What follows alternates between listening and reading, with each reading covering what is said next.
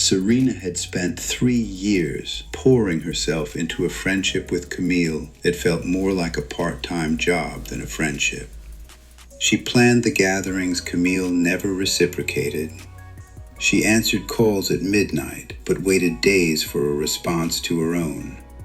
She celebrated Camille's wins loudly and swallowed her own quietly, because Camille had a way of making every room, even Serena's, about herself. When Serena got engaged, Camille's response was a half-hearted, "That's nice," followed by a pivot to her own dating frustrations. Still, Serena held on, rearranging herself, shrinking herself, excusing behavior that her other friends could see clearly from the outside. When Camille finally pulled away completely over something small and trivial, Serena's first instinct was to chase, to call, to explain, to apologize for things she hadn't even done, to talk Camille back into a friendship that had been draining her for years. She was so afraid of losing the relationship that she never stopped to ask herself an honest question. What exactly was she fighting to keep? It was Serena's aunt, a woman who had lived enough life to speak without flinching, who stopped her mid-sentence one afternoon and said with quiet power, "Baby, don't talk people into staying if they want to leave. Sometimes there is the gift of goodbye."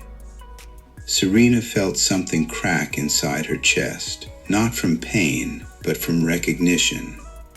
Her aunt turned to John 13:27, where Jesus himself said to Judas, "What you are about to do quickly, not chasing, not begging, not negotiating with betrayal, but releasing it with purpose and clarity."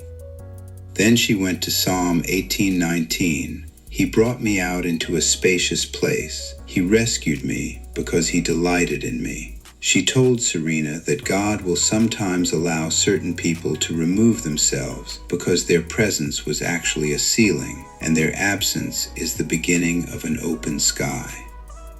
Every person who walks out of your life on their own creates a vacancy, her aunt said, eyes steady and certain. And God doesn't leave vacancies empty for long. He fills them, but only after you stop trying to stuff the wrong people back into spaces they were never meant to permanently occupy. Serena let Camille go. No final text, no closure conversation, no performance of grief over something that had quietly stopped being real long before it ended. And the exhale that followed was unlike anything she expected. Within months, she found herself surrounded by women who showed up the way she always had, fully, freely, and without a hidden ledger. Her engagement became the joyful season it was always supposed to be, celebrated by people who meant every single word.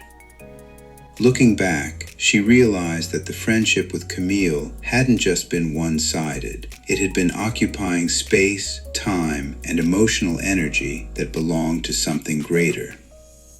The goodbye she had feared turned out to be the door, and what walked through it on the other side, genuine love, reciprocal friendship, and a version of herself she had nearly apologized out of existence, was worth every moment of the letting go. Some people leave and take something from you, but some people leave and without even knowing it, give you everything back. This is Life Lessons videos from Solomon's Seat. There is more to come. Have a great day.